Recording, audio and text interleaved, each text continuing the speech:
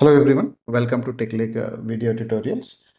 In this ongoing Data Factory video tutorials, last video I did a video on how to copy multiple files from a data lake Gen 1 to Gen 2. So that video is available. You can go through this video. And similarly, other videos also I did with a static approach, how to copy single file, how to copy multiple files. So in this video, I'm going to give you more information about what is self-hosted integration runtime, how to configure that, and when we will use the self-hosted integration runtime. So that we will understand today's video. So let's start with first understand what is integration runtime. Integration runtime is a serverless compute which is provided by Azure whenever we are using Azure Data Factory. So every ETL tool need a compute power, the combination of CPU, RAM, disk, network. That compute power, whenever we are moving data between cloud to cloud, we'll be using Azure integration runtime. So this Azure integration runtime is nothing but backend serverless compute will be available between 2 to 256 nodes. 2 to 256 nodes capacity serverless compute will be available. So that virtual missions, nothing but backend is virtual missions only. The front end we will call it as Azure integration runtime. So it's a server, ETL server, ADF ETL server. But when it comes to migrating data from on-premises to cloud, consider you have a database in on-premises or you have some files on on-premises. On-premises means local premises, or you can say private network systems. On-premises to cloud, if you want to migrate the data, we have a separate integration runtime, that is self-hosted integration runtime. So this integration runtime primarily we will be using when we are migrating data from private network or local systems to cloud. But this integration runtime only we can configure on Windows machines, not on Mac or Linux operating systems. So if you have a database on Windows machine or if you have a data files on Windows machine, if you want to migrate to the cloud, we can use the self-hosted integration runtime. And another approach is available, that is Azure Copy. Azure Copy is a complete API based service where we can use on Windows or Linux or any other operating system. So that is different approach. So but if you want to copy bulk of data files using Data Factory. So Azure Copy is a different option. It's not a Data Factory option. Data Factory is ETL migration tool, ETL and migration tool. So how we will use Data Factory with the self-hosted integration runtime to migrate data from on-premises to cloud. So for that we need a server where data is available, maybe database or file system. Database or file system. So in this video, just we will understand how to configure self-hosted integration runtime. Okay, and this self-hosted integration runtime primarily we can use only for Windows machines. So let's start with that. So I'm going to create a new integration runtime in Azure Data Factory. So go to Data Factory. Under manage, you can find integration runtime.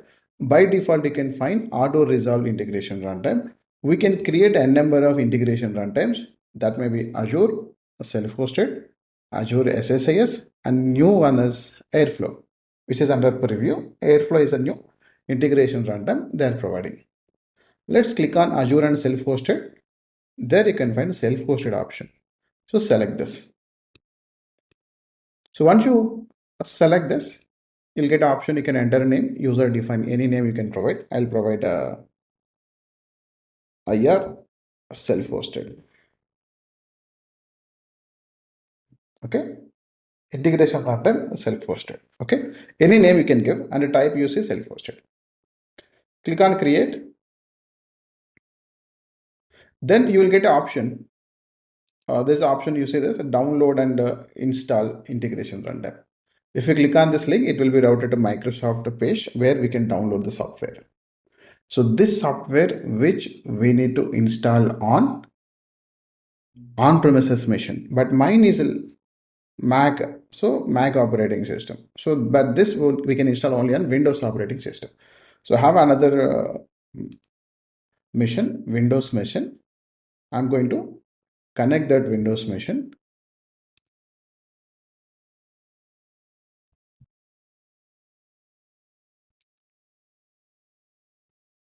This is another Windows machine. Just I'm going to install into this Windows machine. Okay.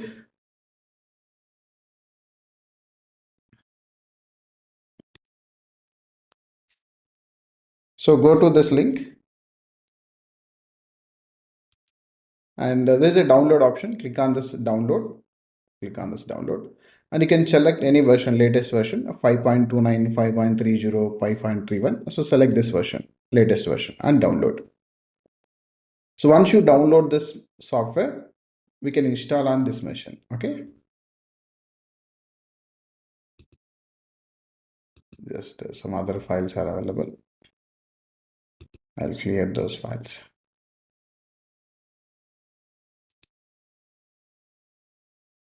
So this software which we need to install on local machine means your company will have a Windows machines, local machines. They'll be having data on files or maybe any databases.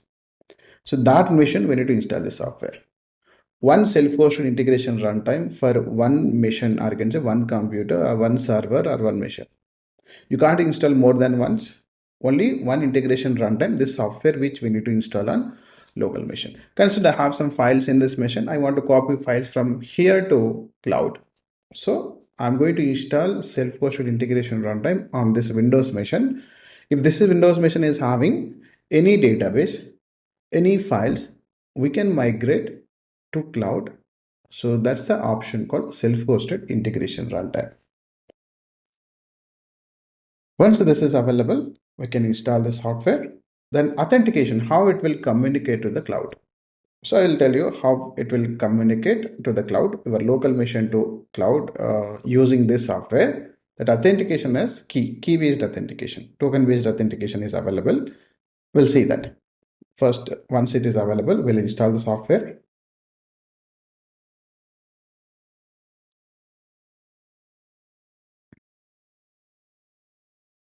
It's done, almost done. Now we can install.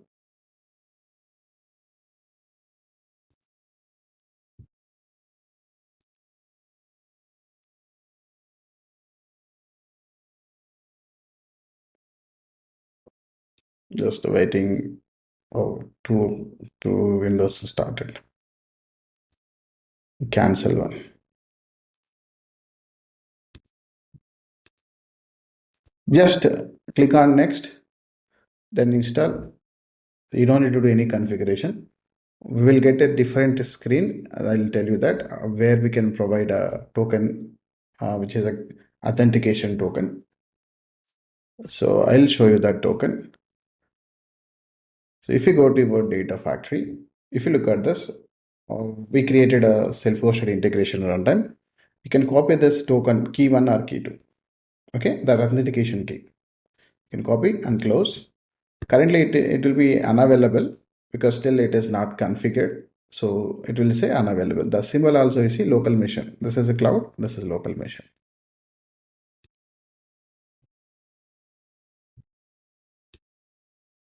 Okay, just I'm installing that software in this local machine. It's a on-premises Windows machine. Okay, the self-hosted integration runtime, mainly they design only for Windows machine. So if you have data files on different machines, Linux or Unix, then you need to use Azure copy. Azure copy is available. Just you can search with Azure copy. So even you can find the software requirement, system requirements, Windows operating systems. Okay, and the minimum CPU, RAM, disk, other requirements also they mention here. So let's understand Azure copy. Azure copy is a API they're providing, which you can use in any operating system. You can use in Mac, Linux, Windows. But that is not a ADF. ADF is different. Azure copy is different. Azure copy is just API they are providing, which we can migrate the files, copying files from local machine to data lake or blob storage. Okay, then let's. So this is just the information.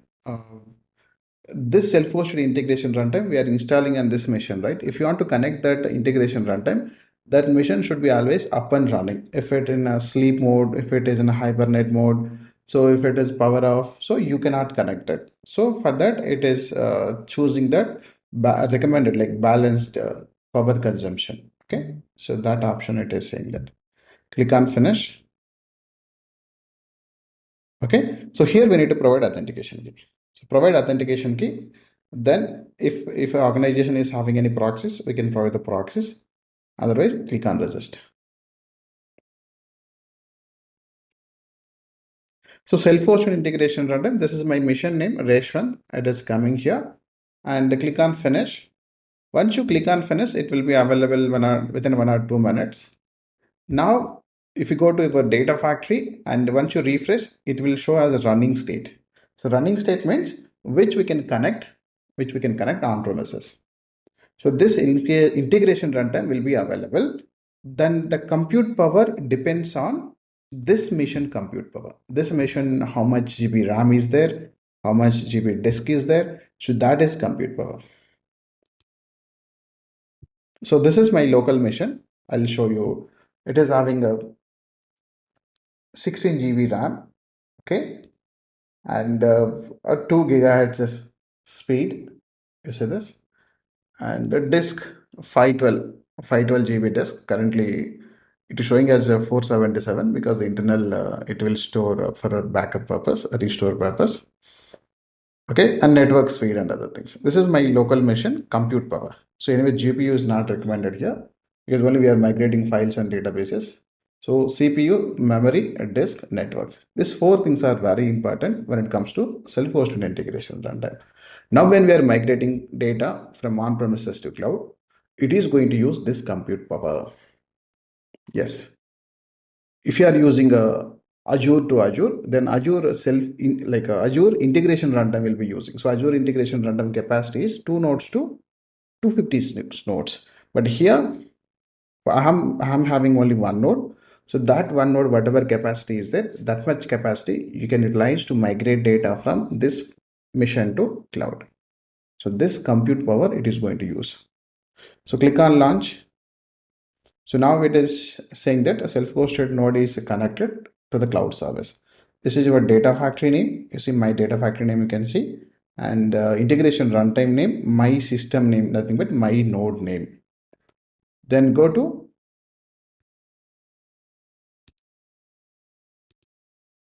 refresh. You see it is running state. Now we can create a link service. Consider if you have a database in this machine, go to the database, create a new link service. Okay, you can see if you have a file system, if you want to connect file system. So click on file system. It's a local file system. So click on this file system, create a link service to connect on-premises file system. So ls on-prem file system. Then that system username and password and hostname. Okay, system username and password and hostname. So that integration runtime should be self-hosted integration runtime, username and the password. And the system, which drive you are going to connect. Consider there only one drive is available, C drive is available. I'll show you that. So this is the C drive. So there I'll create one folder. I'll create one folder as files. Let's use this location as source location. Okay, this one. Now click on test connection. So latest integration runtime depends on your Windows operating system versions. Some Windows operating system, it is raising exceptions on file system, especially file system. So why it is raising exception means internally it is having a file validation by default it is saying that not found, or you can say access C is not allowed. Okay. So that location is not allowing to access. So this is a common issue initially. So why it is raising this issue, right? I'll tell you that. If you go to integration runtime, if you go to diagnosis, there you can find the logs, view logs. So click on view logs. You can find the reason. You can find the reason for why it is raising error.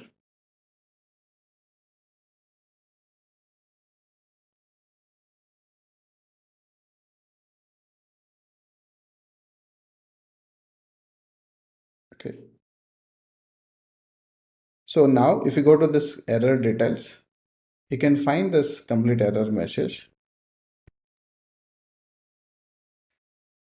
If you look at this, there is an option disable local path validation. Some operating system this will be enabled, some operating system will be disabled. So which we need to disable using, by default it will be enabled. That's why it is raising this error. You can find this access to not allowed because local folder path validation we need to disable. Otherwise it is trying to validate the local path and then it is raising exception. It is raising exception. So how to address this? PowerShell. There's a PowerShell available. PowerShell. This is a PowerShell command. Run as administrator. Run as administrator. Okay. Change the directory. So we have installed integration runtime. Change the directory to that integration runtime location under program files. Microsoft integration runtime, the version 5.0. There we can find a shared.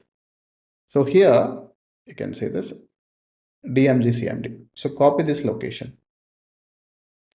Copy this location. So if that is having any spaces in a path, right? Always use a double quotes. Always use a double quotes. You can run this command. So which is available in this location. This dmg-cmd.exe file is available. So disable local folder path validation. So sometimes if you're not able to find exact that name, just run with any name, then it will give you available options, or you can copy paste from this log. Anyway, you can find this. You can find this. Disable local folder path validation. Okay, now it is executed. Now go and sometimes immediately it will affect. Sometimes we need to restart the machine. So what we'll do, we'll test it without restarting the system. So I've disabled that local path validation. So it is trying to access that local machine, but it is validating the path. So path is not able to access that. Okay. So now we disable that folder validation, local path folder validation. So normally we can provide using a local host like this, IP address or local host. Then we can provide a path like this. Okay, so local host is or you can say IP address, then that path particular drive, or if it is shared, consider normally we will have a shared folders. We'll be having a shared folders. Like if we go to this,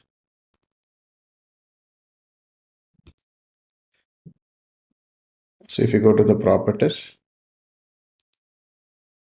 so there is an option called sharing. So if you share with a particular URL with a particular user,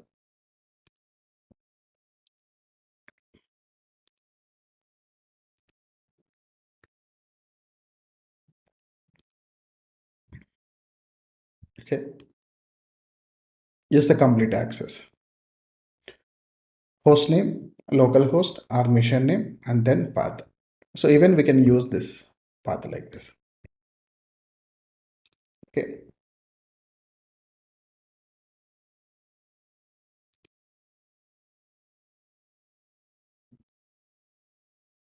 Yeah. So now we are able to connect with the host name or directly C drive. So Then we can create a link service. So we are able to connect on-premises machine using a self-hosted integration runtime. So what we did for latest version, it is raising exception for this, which you can go and verify these logs. Just will close all these windows. So there's a disable local folder path validation that we can disable using PowerShell command. The PowerShell window is available, open with administrator user and change that directory to where self-hosted integration runtime is installed. Under shared folder, we can find this command. So dmg-cmd.exe file. So call that exe file with this parameter.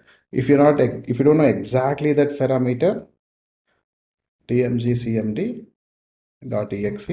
just give some name, enter. It will give you available options. You say this. So disable local machine access, disable local folder path validation. Like this, you will have a multiple available options. So that available option which we can use this. Disable remote access, enable remote access. So these are disabling and enabling options using PowerShell. So then once you enable, you can connect on-premises machine. Sometimes if you see any issues and verify this in logs, what kind of error it is, why it is raising. Okay. So you can go to your integration runtime and diagnosis. There you can find the view logs. So that logs will give you complete information. Now we are able to connect on-premises. So next video, what we will do, we will connect on-premises file and we will migrate to data lake Gen 2. So today, this video just to give you high level overview on how to configure self-hosted integration runtime and how to create a link service. And while creating link service, we observe some issues on Windows file path validation. So we disable that file path validation and we are able to create link service to connect on-premises file system. So that's about this video. So see you in another video. Thank you.